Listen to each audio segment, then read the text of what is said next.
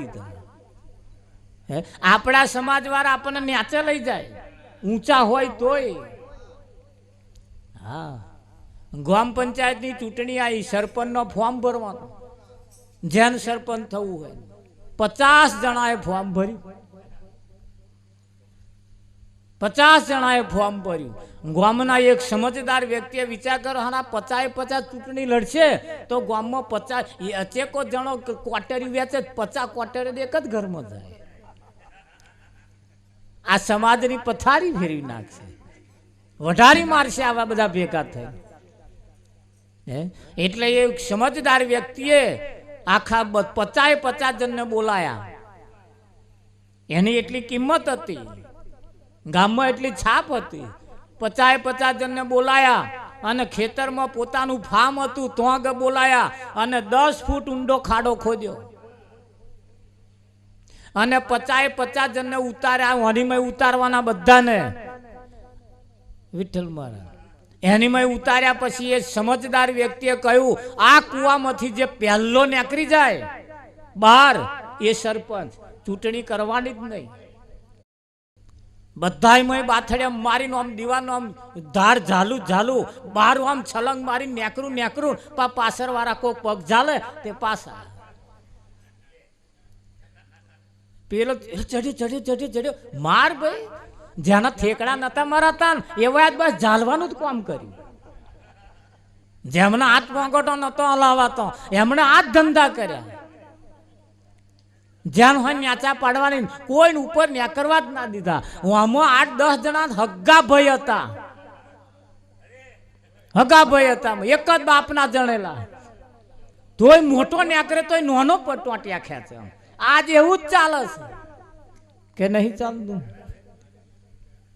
રાવજી ઘણી મહેનત ચાલી, થાચી જ્યાં પણ કોઈ હરીનો લાલ બહાર નીકળ્યો નહીં. પેલા એ કહ્યું બધાને બહાર કાઢ્યા, હેડો તમારો કોમ નહીં સરપંચ થવાનો. આ એકબીજાના ટોટિયા ખેંચ્યા કરતા કદાચ મોટાએ કદાચ જો નોનાને ખાલી ખભે ટેકો આલ દીધો હોત ને તો આપણા વારો થવાનો તો બીજો થવાનો હતો. પણ ના કરે મારા બેટા, તો ટોટિયા ખેંચ્યા મેં ઊંચા નહીં આવતા. કોઈના ટોટિયા ખેંચ્યા કર્યા વગર આપણા વારો કોક માલો ટેકો.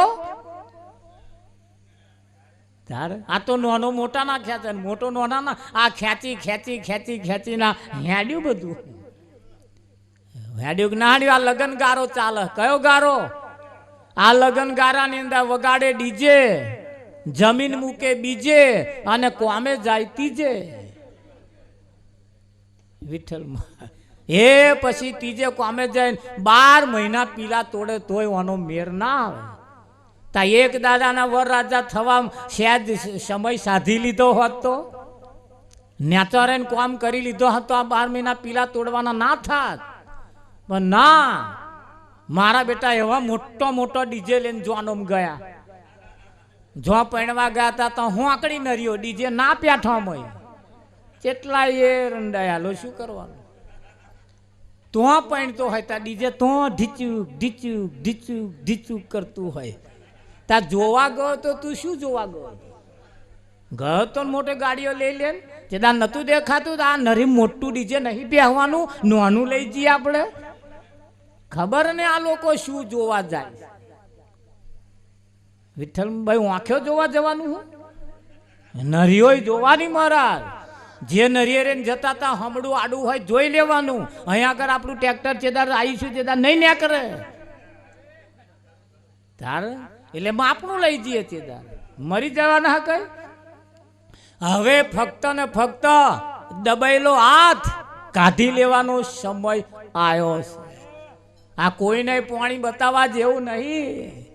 આના પાણી બતાવવા જે ગયો અને જે તૂટ્યો એ ગયો સમજી લેજો.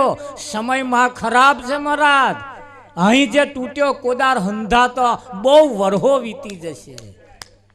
થાય કે ના થાય?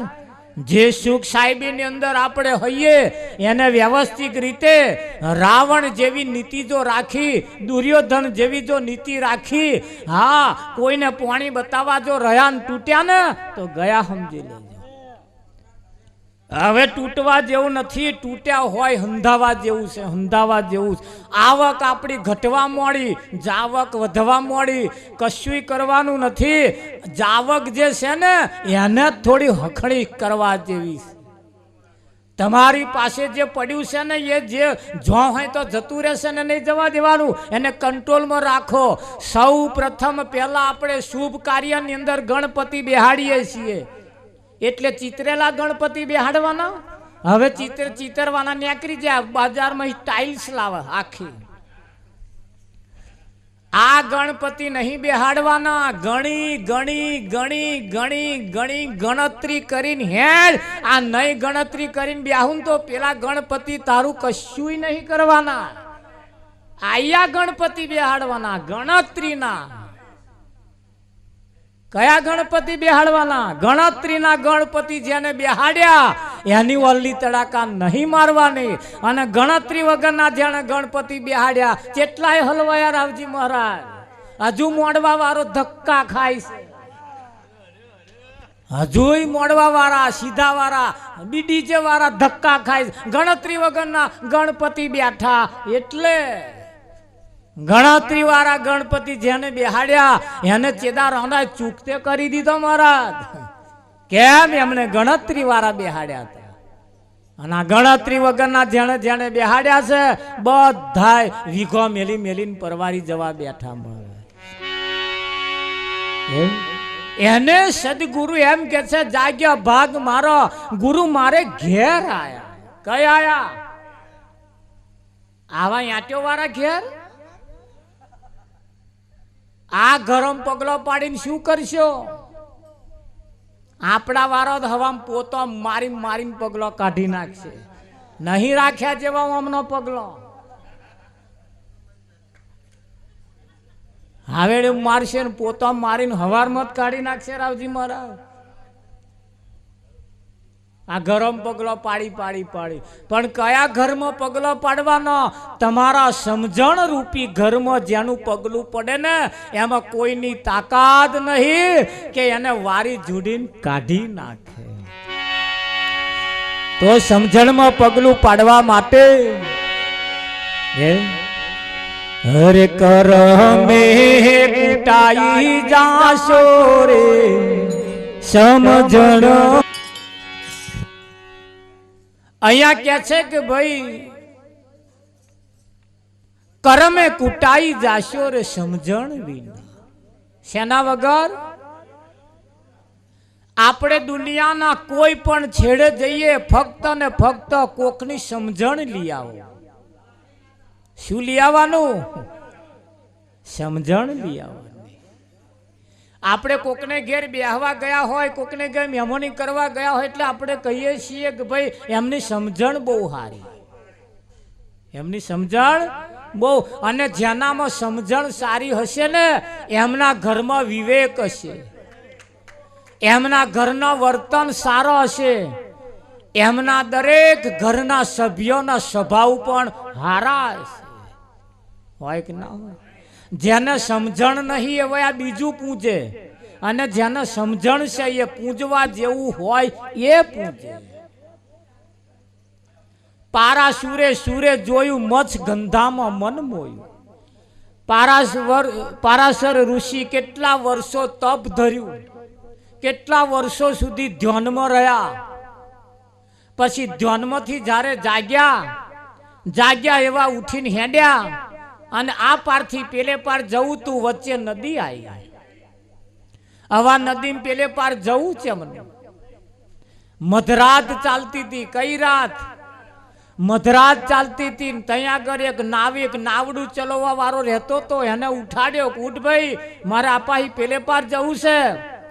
નાવડી ચલાવવા વાળાએ કહ્યું અત્યારે મારે હાલ અવાલ હારા નહીં. કેમ નહીં?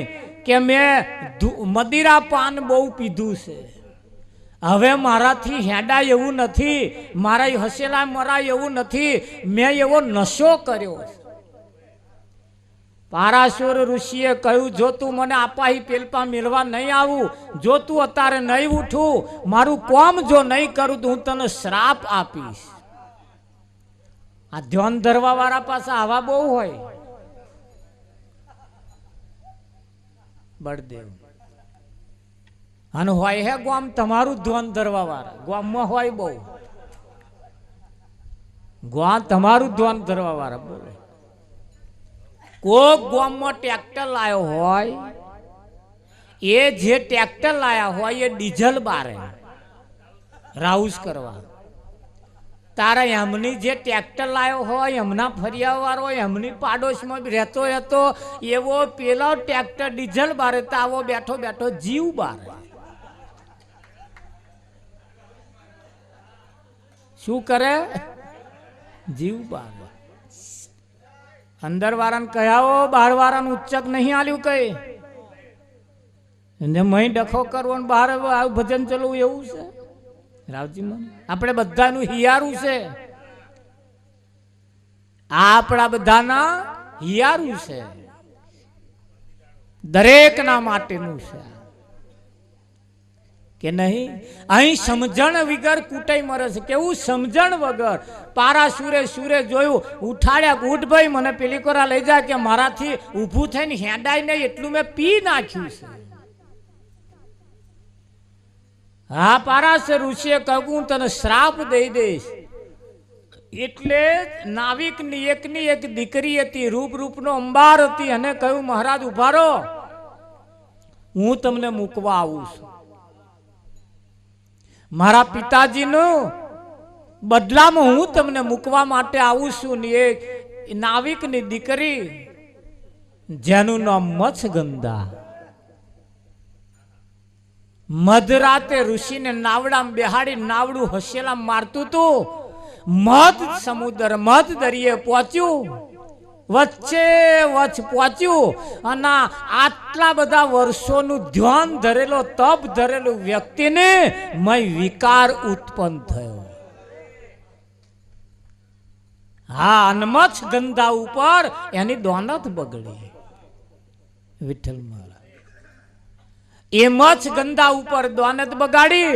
અને એવું કહેવાય છે જેટલું તપ ધર્યું તું એટલું બધું તપ નાશ પામ્યું. આથે કરીને તપ ખોયું. ખોયું કે ના ખોયું? વિઠ્ઠલ મહારાજ આ સમજણ વગર. ઓડિકાના છંદ એવા પ્રહલાદના પ્રાણ લેવા, નારઈ સંદેશો કેવા રે એ સમજણ વિના, કરમે કુટાઈ જાશ રે એ સમજણ વિના. ઓળિકાના છંદ એવા પોતાના હગ્ગા ભત્રીજાને, હિના કશ્યપની બોન ને હોળિકા, પોતાના હિના કશ્યપનો છોકરો પોતાના હગ્ગા ભાઈના છોકરાને ખોરામ લઈ અને એને બારવા બેઠી હતી. એને બારવા બેઠી હતી. પ્રહલાદ ભગત હતો અને ભક્તિ કરતો હતો, એને મારી નાખવા અહીંયા બેઠેલી. આજે એની આપણે 12 મહિને પૂજા કરીએ છીએ. હારો છોકરાને મારી નાખતી હોય એમની કઈ પૂજા થતી હોય? પણ જૂઠા જગના જૂઠા ખેલ, મનવા મારું તારું મેલ, અહીં બધા જૂઠા જ પૂજાય છે. હાચા પૂજવાના થાય ને તારે એમને આગા પાછા થાય, તારે તેમને દમ ચડસ, તારે તેમને આગા પાછા થાય.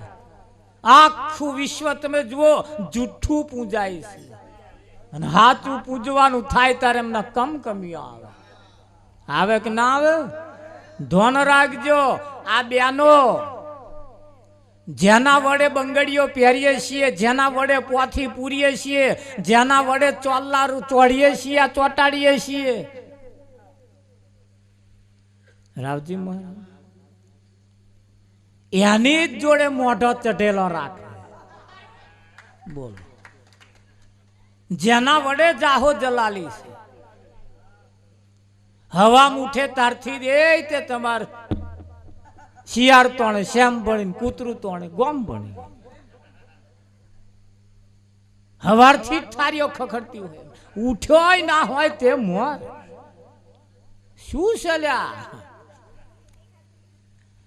નર નારીનું એક મતું તો અમરાપુરમાં, જેની જોડે મોઢો હાડો રાખવાનો એની જોડે નહીં રાખીશું તાર કોની જોડે મોઢો હારો રાખીશું? હે શું કેવું તમારે?